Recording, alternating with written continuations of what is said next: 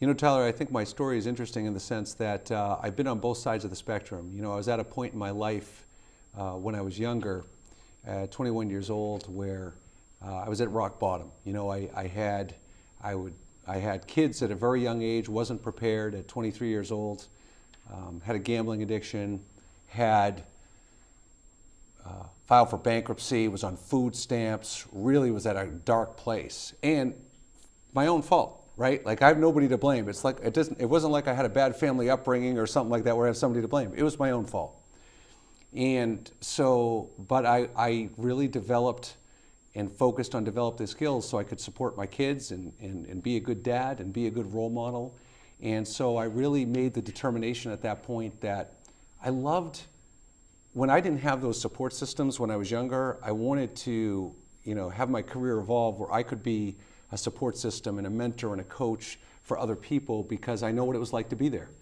And on the other end of the spectrum, I grew my first business to the point where we were on the Inc. 500, 5,000 list consecutive years of fastest privately held businesses in the country. Was fortunate enough to sell that business. And then about 4 years ago, started my company now, which is MindsetGo. And MindsetGo, the name is intentional. I really believe, Tyler, that everything in life is based on your personal and professional happiness and success is based on your mindset and your attitude. And so I'll get more into what we do, but that's the opportunity to help professionals, teachers, students, parents, entrepreneurs. That's my passion. So I'm a youth sports coach. And so I was just having this conversation with a bunch of high school athletes the other day. I said to them, how do you know when you finish the game if you were successful? Because I think most people don't really have that self-assessment template. And frankly, that's what growth mindset is all about. It's about not measuring the result, it's about measuring the effort, right? So these athletes looked at me, so if it was a baseball pitcher, they said, well, I either didn't give up any runs or I gave up very few runs. And I said, but wait a minute. I said, that's a results driven. What happens if you gave up 6 runs, but they were all bloop singles? Or what happens if you gave up no runs, but you were just facing a weak team? I mean, there's so many variables in play. So the point I'm trying to make is that having a growth mindset, it takes so much discipline to not associate your happiness and success with a result versus an attitude or a habit or a behavior to get there. Mm-hmm. And if you, honestly, Tyler, if you were to go ask 10 people out of the street when you leave here today and say, what is your self-assessment template for knowing whether you're doing well at your job, at your marriage, as a dad, as a mom, I think most people will look at you like, I have no idea. And I think the way we track, and I'll give you a very tangible example of how we track. Please do. And I'll give you one example in school and one example in sports. If it's sports, if you're a baseball player and your coach keeps telling you that the reason why you're struggling at bat is because you're not shifting your weight on your back foot, if someone says they're trying their best, that means when they go out there, they're being mindful of that habit, and when they walk up to bat, they're thinking, okay, I got to shift my weight on my back foot. If you're in school and all of a sudden you get 3 good grades in a row and the 4th grade comes off bad, you flunk a test, you don't sit there and say, well, I better change my process, because you believe you have a process that you think works. So it's the process, it's the habit that gets you there. And so from a studying perspective, from a communication perspective, to me, it really comes down to believing you're going to be successful, which doesn't guarantee it, but it gives you a chance. I think our mission is this. I know our mission is this. So when someone says, what does MindsetGo do? My initial answer is we build people up. And what I mean by that is I see that there are 3 ingredients that you need in communication. One of them is skills. Where are you falling short in your skills? To be successful, you have to build relationships with people. You have to know how to build relationships with people. Comment I make, Tyler, a lot is, if someone has I'd rather work with someone who has a higher EQ than IQ, because that emotional intelligence factor guides you to build relationships with people. So the skills that you need to be successful professionally and personal are all around relationship building. And I love supporting people's ability to connect and interact with others. The second piece is confidence. confidence is very fleeting. And you know, Tyler, when you own, as an entrepreneur yourself, you know whether you're in sales or you have your own business or you're in customer service or whatever, if you're a professional services person, you know that there's a lot of peaks and valleys. And so when you get to the point, you could be the most talented and confident person in the world, but when you face adversity and when you face those valleys, how do you cope with it? Do you get in a slump? Do you fall out of focus for weeks at a time? That's a big area we help people, the resiliency aspect in building that confidence. And the third thing is, as I mentioned before, is shifting the mindset. And I believe, Tyler, that the key to shifting people's mindset is not telling them how to do things or why they should do things. Let them come to those conclusions on their own so they recognize their passion, their purpose, their why. And that's what we do. A big part of my training philosophy is I teach people how to do motivational interviewing, which is not like job interviewing. Motivational interviewing is the ability to get people to embrace and feel comfortable with change and to get people to come to conclusions on their own. We never escape hierarchy. When you're a kid, you have to take orders from your parent. When you're in school, you have to take orders from a teacher. When you're a grow up, you have to take orders from a boss. So you're constantly being told what to do and how to do it.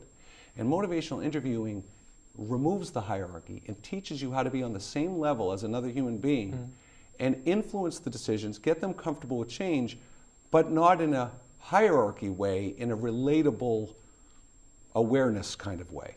Perception is everything, right? So you know, Tyler, when you walk into a room, just like when I walk into a room, if I'm in professional services and I have a shirt and tie on, people might be starting to make judgments and assumptions on who I am and what my goals are just because I'm dressed like a professional. When you walk, if you're a student in school and you dress sloppy and you have tattoos all over you, right or wrong, people are going to make those perceptions. And so what I love about emotional intelligence is self-awareness, self-regulation, relationship awareness, how people are going to react to you, how people are going to perceive you is so central into your ability to have relationships with people. And I think that's the other big component. We have a program that we just finished at Lowell High School, and it's called Mindset Career Path. And the idea behind Mindset Career Path is there's a lot of focus when kids are in high school and college, when they go to like a career center at college or they have a guidance department in high school, you get taught like interview skills, how to dress, show up on time. There's a lot of what I would consider generic things. What I'm trying to teach high school and college students in Mindset Career Path is not just how to get there, but how to be successful once you already are there. So if you go in an office job, you don't know how to deal with office dynamics around problem solving and critical thinking and conflict resolution. So the Mindset Career Path really arms students for post-high school opportunities in college or jobs. And for college students, it's a program that allows them to differentiate themselves and stand out. So when they go to get those jobs when they graduate, they know how to sell themselves and get people to buy into them. Parenting workshops are a passion for me, Tyler, because there really isn't a lot of support systems for parents. I mean, there's PTOs and there's moms groups and there's things like that. But we have the one we're doing coming up, which is probably my favorite, is called Navigating the College Process. And most people, when they think of navigating the college process, is financial aid and test prep and SAT scores and getting good grades and extracurricular activity and where am I going to go and how am I going to decide? And to me, that's a piece of it. What we talk about in this workshop, in all our we don't lecture. These are hands-on where parents are interacting and problem solving. What we talk about in this workshop is that there's so much emotion and maturity and change going on for parents and kids those last 2 years of high school. How are you going to cope with that? How are you going to deal with that? How are you going to have the conversations so your kids feel comfortable telling you what's making them anxious and stressful? How are you going to have those conversations so you're not putting your own agenda as a parent and letting that interfere with your child's happiness? And so those are things people don't think about because they're not obvious, but they're there for everybody. So anyway, so that's a little bit of a snapshot about some of the programs we do. A lot of times people tell me, how are you able to speak with parents one day, go into schools the next day, train a sales team the next day? And I wanted to say something about this because it doesn't matter how old people are. The way you treat people, the way you connect with people, the way you get, the fundamentals and the principles are all the same. And that's one of the reasons I'm able to serve so many audiences, because the curriculum and the concepts don't change. The situations and the role plays and the simulations change, but the concepts don't change. Okay. So that's why I'm able to get away with it, I think. I'm a huge sports fan. Yeah? I am a freelance sports writer for Associated Press. I cover the Boston sports teams. Love it. With all your free time. With all my free time. And I'm a youth sports coach. I coach baseball and basketball. I have 3 kids. I have 1 in college, 1 working, and I have a 5th grade son. And honestly, Tyler, I don't know. It's sports and music are my biggest passions. And anytime I'm not working or being involved in sports, I'm spending time with my kids. So the challenge is, so as far as future events, you know, next week we're doing an event. Next Wednesday we're doing an event at the Workstation in Cohasset, doing a training. The next day we're doing a motivational interviewing training at the Worcester Chamber. Oh, that'll be fun. Yeah, so we've got a lot of events. If you go on the MindsetGo website, our event calendar is usually pretty up to date. With that said, it's a quandary for me, I'll be honest with you, Tyler. I mean, my passion around helping students and parents and teachers, it's really my #1 passion. But unfortunately, you know, paying the bills, you know, a lot of that stuff is funded through grants and things like that. So my focus and growth area is really helping people with emotional intelligence, helping people influence decisions, results in other people, and really improving their ability to present themselves and how they come across and how they're perceived. I say those are my areas. How do people differentiate themselves, advocate for themselves in such an interesting, fast-paced environment that we live in now? They mostly don't. They don't. As far as advocating for themselves, you know, I have to share a very brief anecdote. I was playing in a men's softball league Sunday, and we got killed, and our team must have made a dozen errors. And I was watching a lot of my teammates come off the field, and most of them wouldn't take accountability for their errors. They would actually make an excuse. Oh, that took a bad hop or whatever. And I just said to myself, it's amazing. You talk about advocating for yourself, Tyler.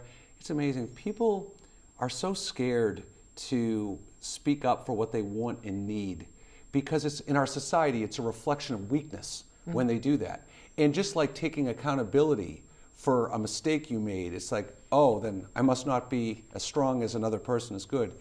And it really breaks my heart. I mean, I really choose those words because that's an area, when I talk about confidence, helping people build the confidence to advocate for themselves, to accept responsibility, to know it's not a reflection of who you are as a bad individual. If anything, it's the opposite. When you have those skills and you can advocate for what you need and want, and you can take accountability and responsibility for your behavior, that's looked upon a lot better than worse in the flip side. So I think that component of the self-advocacy is very good. The differentiation piece to me is something I'm obsessively compulsive about. I literally think about it every day. You have to think about what makes you unique. I don't care whether you're a high schooler trying to get into college trying to get your dream job, professional trying to transition your career, professional services person to stand out against all your competition. And I tell you, Tyler, people just don't know how to do it.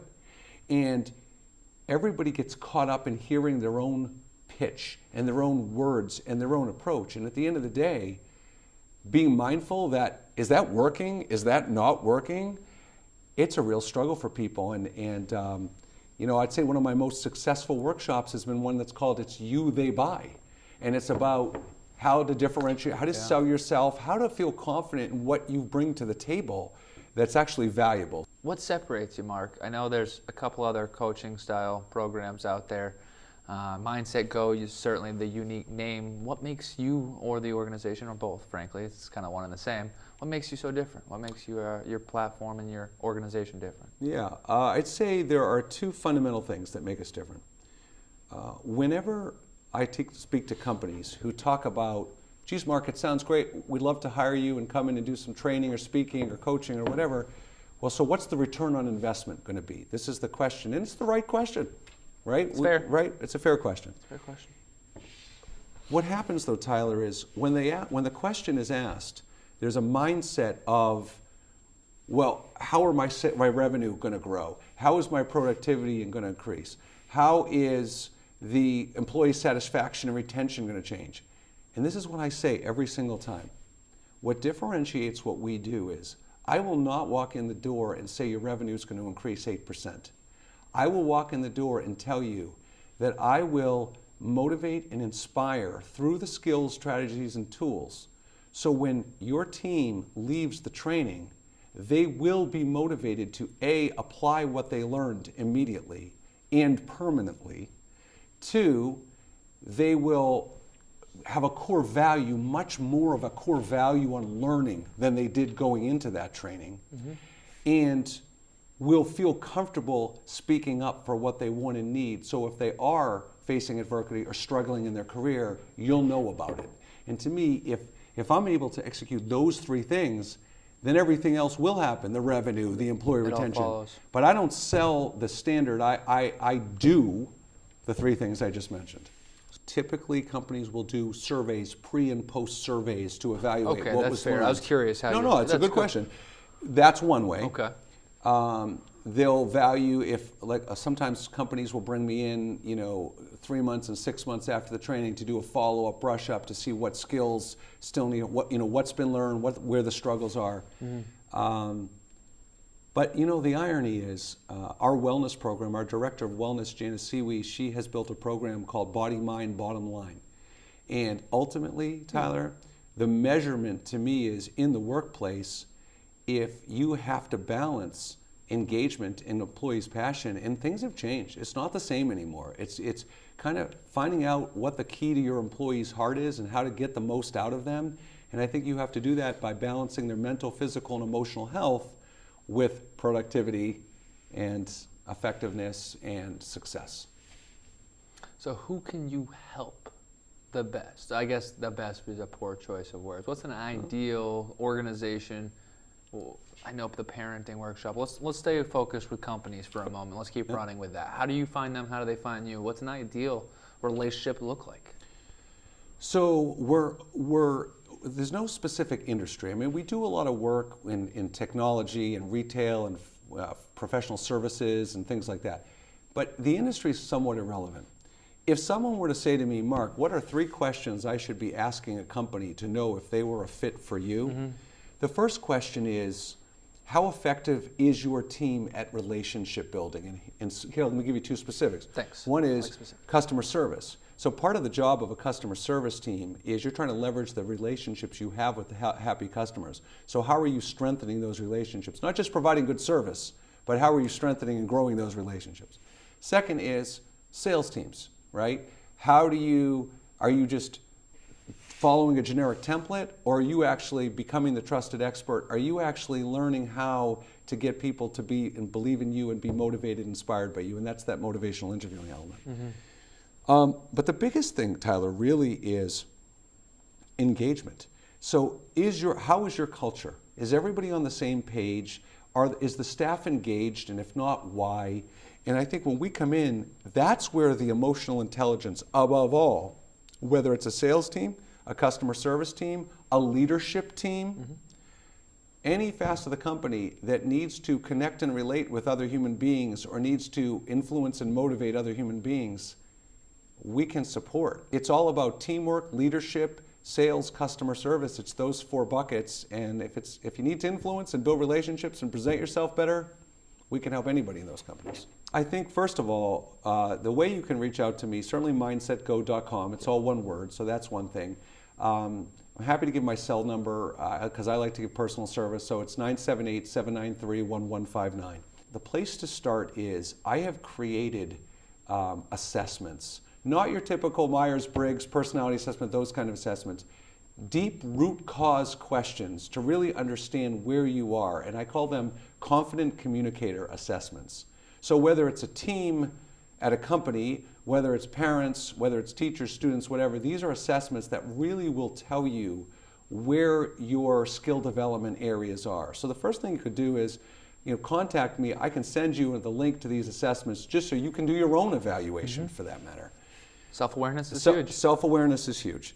A second piece is don't be, you know, my message to everybody today is, look, feel comfortable knowing that we're all flawed human beings, okay? So I don't care where you're at in life, a conversation never hurt anybody. So if you're listening to these things today and you're like, wow, emotional intelligence, EQ, I really got to do a better job of self-awareness and relating to people.